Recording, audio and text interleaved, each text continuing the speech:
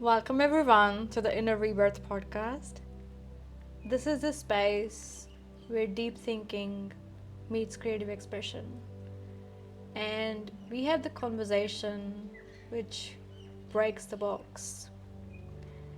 And today we are talking about shifting identity. And if you know me, this is something very close to me that I love talking about because it's very personal to me as I have gone through many chapters of my life where I had to rebuild my identity. But this episode is not solely talking about my story, I will weave into it. But it's for someone who is going through, I'm making myself emotional by saying that, who is going through this lonely chapter. And what I mean by that is they do not resonate with the version of themselves who they used to be. It could be through rock bottoms, it could be through incidents happened, it could be falling away from the people, it could be anything. And I'm aware that so many of us, and especially the collective that tune into my pages, whether it's social media or through this podcast or through YouTube, they are going through this. And what I wanted to bring into this episode is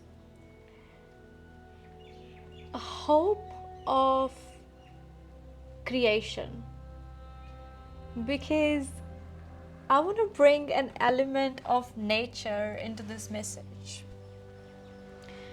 So, when we look at the nature, we plant a seed, it's around people or seeds, that's what I wanted to say.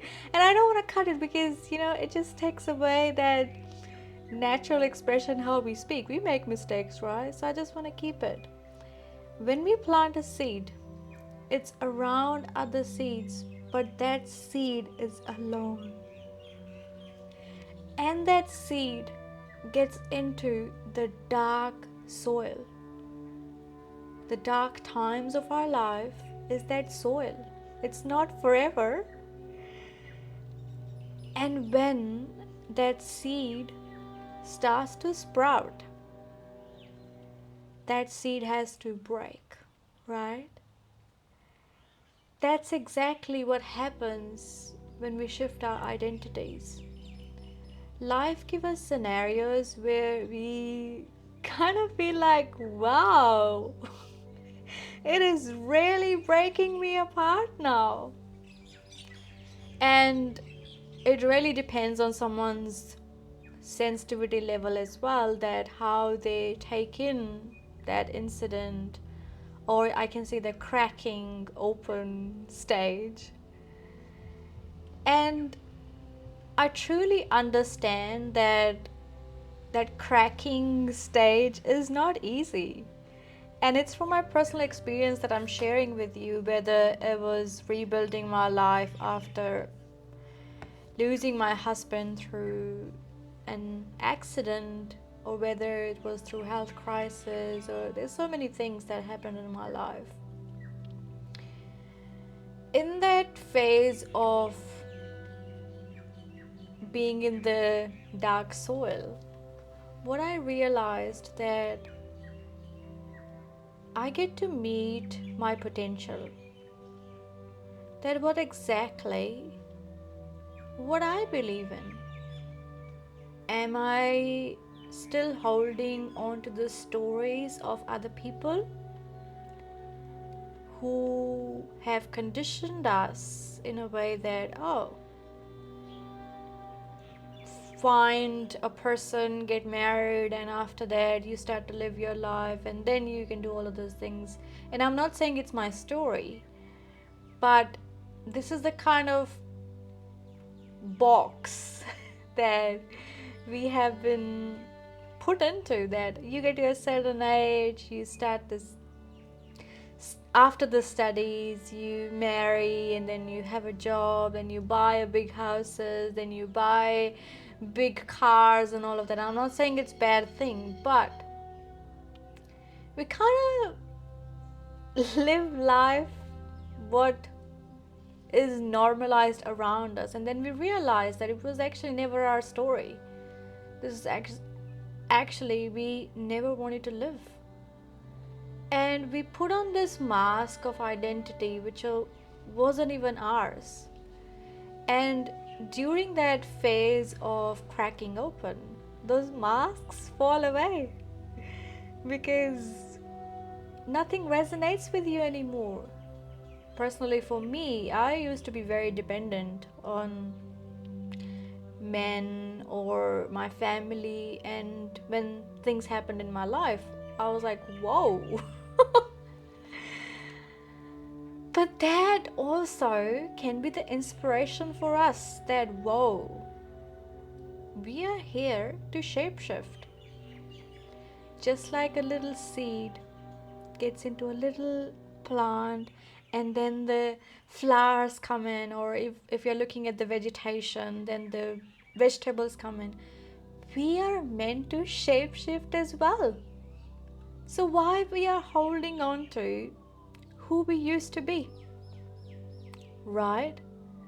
And when we hold on to who we used to be, what we do, we settle at the same city that we have been brought up, the same people around us, the same community who speaks the same language, who eat the same way. It's just, when nothing is resonating with you, it's actually telling you to go explore. And I'm not saying that you should just blow up and start nomading all over the world, because our nervous system sometimes will not be able to bringing that much change. But ask yourself, when you are in that stage, that what is calling me? What do I feel like exploring? Let's say in my story, when my job got, like, what's the word I'm looking for? I got laid off from my job again and again and again. So that's how I started my business, because I got to a point where I asked myself that why I'm trying to be an employee when the whole time I wanted to be an entrepreneur. But I wanted to bring my art, and my art is through music, through voice, through motivation, to inspiration, and to help people in coming into my space so that I can guide them and I can provide them one-on-one spaces. This is what I want to do. So why am I trading my time for something that I don't even give a F about? And that's where we start to honor ourselves, because when we betray our truth, it brings that unsettling feeling. And I'm just giving you the example from my few moments of life, right? It could be anything. You could be shifting in a very whole different way, but the theme is same, right? And when we look at the bigger picture of what exactly my new self is calling me towards, we lean into the exploration by letting go of the limiting beliefs of that I have to live a life where at a certain age I'm gonna do this, at a certain age I'm gonna do this and that. But you get to decide it, that do you actually want it? Do you actually want it? And what is your idea of success? What is your idea of fulfillment? Like for me, I feel like fulfillment is a kind of feeling that just comes and go because we are evolving all the time, right? But right now, I feel very much in peace with myself, as in that I get to create my reality by using my voice, by using the technology, because I'm a little bit techie, right? And that's where, like, we try to blend in all the things that always brought excitement to us. We were curious about it. And the thing that I would say to you, if you're in that phase, the question so many people ask themselves, that, oh, what am I passionate about? I feel like this question is such a bullshit because you could be passionate about so many things, but how do you even figure it out that what exactly your passion is when you are feeling so overwhelmed? I would like to give you a hawk perspective here, that rather than thinking about what I'm passionate about, become like a little researcher about your life. That what is your YouTube history? What do you normally search on Google? What are the things that you write it in your journal and the things that keeps coming back to you? And rather than thinking that, oh, I'm going to monetize it straight away, explore it. Do you actually would like to pursue that? Because so many of us want to capitalize or monetize the things because we think that, oh, it'll be another passive income and I'll be like such a free bird. I mean, that's the goal, right? But what we do, we go on YouTube, we look at the videos, and we be like, oh my gosh, this person is making this much, let me just do that. And I'm not saying that you can't do it. I mean, if you stay consistent, you can do it. But where is your heart? Is your heart there? That's the main question, isn't it? Your heart could be in somewhere else. If you let yourself to be curious about the thing that keeps calling you. I'll give you my example. Since I was a kid, I just loved dancing, right? And when I was exploring my curiosity, when I got later from my jobs, dancing, music, and helping people, these were the three things that was very dominant that was coming. And before even getting laid off from my jobs, my intuition started telling me that you're going to Bali and you're doing this course. And I'm not kidding you, like, it literally spoke to me. And I was like, wow. I mean, I wanted to go to Bali, but I was like, wow, it's specifically telling me that, oh, I'm going for a course, but I just stayed open for it. And I remember this day where I was still at the job, and me and my manager, it was like a kind of like a downtime. We started looking up the dance offerings around the area that I live. And there was a somatic dance there. And let me tell you, I have never heard of a somatic dance before. But I was just curious. I was like, you know what? I'm just going to go there and have fun. I am telling you, I was brought there for a reason. And when I was there after the dance, I still remember this moment. I was wearing this butterfly kind of attire. It was such a full body yes for me that this is what I want to do. This is who I want to become.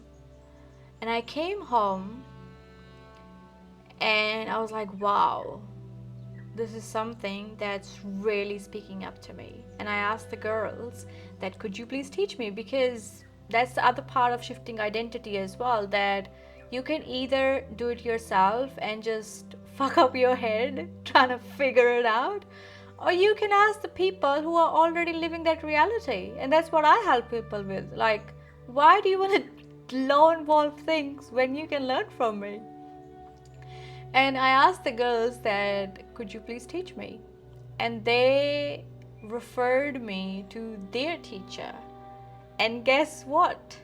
That teacher had a somatic dance teacher training in Bali coming next year. I was like, you know what? It's connecting all the dots. And the next piece in shifting the identity is the courage. Yeah, universe can hand you the things, but if you don't want that, or if your nervous system is gonna be like, how are you going to become that person who actually do that? That's where the courage piece comes in. And not just the courage of like, I'm just gonna go for it, working with your body. And that's why I'm so passionate about helping people. That is your body actually letting you make the move? Because yeah, you can go and do all those things. When you're gonna come back home, your body will be like, oh yeah, I'm not ready for that now, I can't do this. That's why you have to prep your body to become that version of you that you visualized or saw yourself in. And I prepped my body. And that's why I'm really passionate about this work, because I lived it. I live it every single day. And when I prepped my body, I booked the course, I booked the flight, and I was there. Oh my gosh, it was the best decision of my life. And I came back home and I started offering somatic dances to people.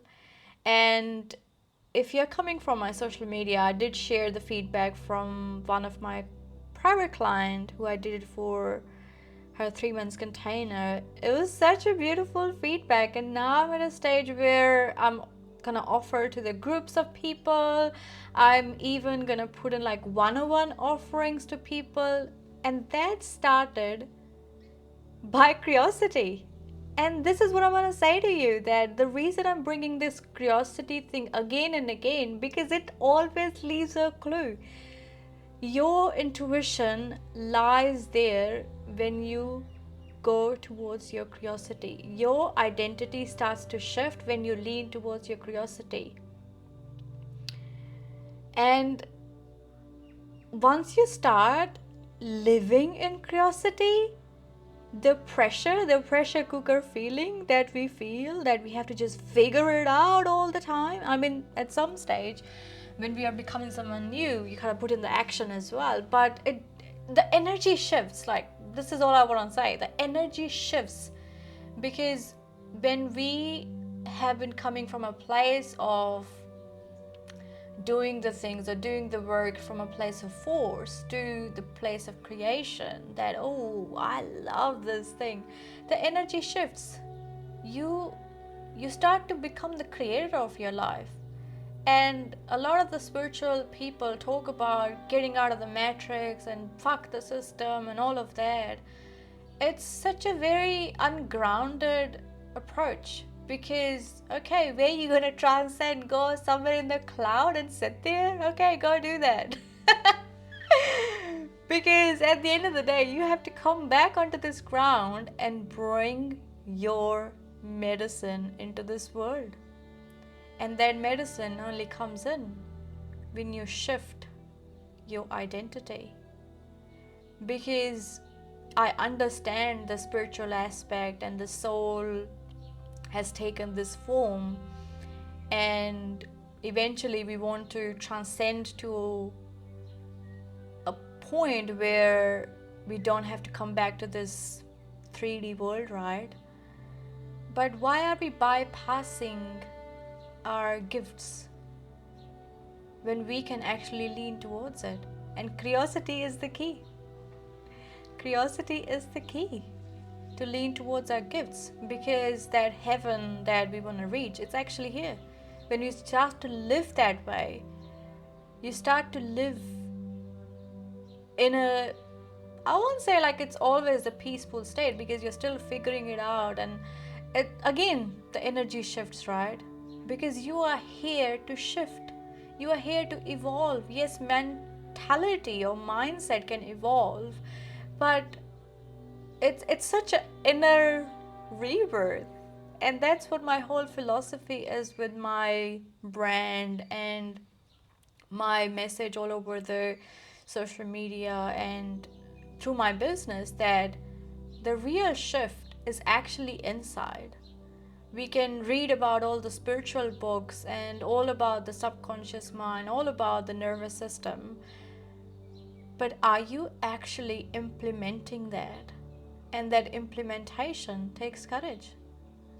It actually puts you in a situation where you kind of break out of that box, which is again my philosophy around this podcast, that you break out of the box and be like, you know what, I'm gonna be that rebel, that I'm gonna go for it. And you are here to shape shift. Soul took this body, soul took this form to shapeshift. I can promise you that who I used to be 10 years ago, I don't relate to her at all. At all. I love her so much. But now that I understand what actually evolution is, it's shedding that skin. We literally just at the end of the snake shedding year, if you're listening to it on 2026, I'm recording this in end of February, and that's what I would like to say to you before I go, that this year lean towards your curiosity, because when you lean towards your curiosity, you don't have to push, you don't have to learn the techniques always. You start to change internally. And that's exactly what I stand on. I help you to connect to your body so that you can connect to your truth. That what is exactly coming through you. And then we let go of the limiting beliefs which was telling you that, oh, I'm not meant to do that, but people are gonna judge me, but who's gonna attend that? There's like a million stories that's coming into your mind right now, right? Or when you're sitting by yourself.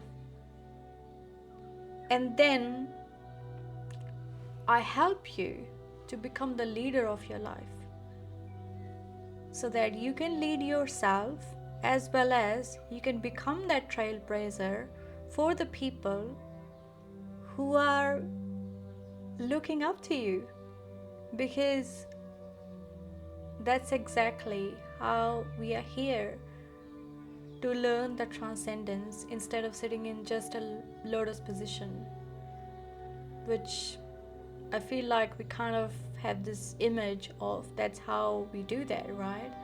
But again, bringing that spiritual concept of different yugas, we are in a Kali Yuga where we break all those illusions of fragmentation and separation, and we come back to ourselves that this is who I am. And I express that into this world by really owning it. And if this is something that you would like to explore, I offer discovery calls that you can come in and share your story, and then we can see the scope of our work together. Or you're welcome to look at my social media. If you are getting the vibe, we can still talk. Just send me a message that where you at and where you want to go. And another thing that I would say to you, that please reach out to me when you are really committed, because there's no point of talking to one person and then talking to another person, and then it's like window shopping. And we don't want to window shop, right? We want to be committed to our becoming, right? And when you are committed, then I'll meet you. Bye bye for now, and I will speak to you in the next episode.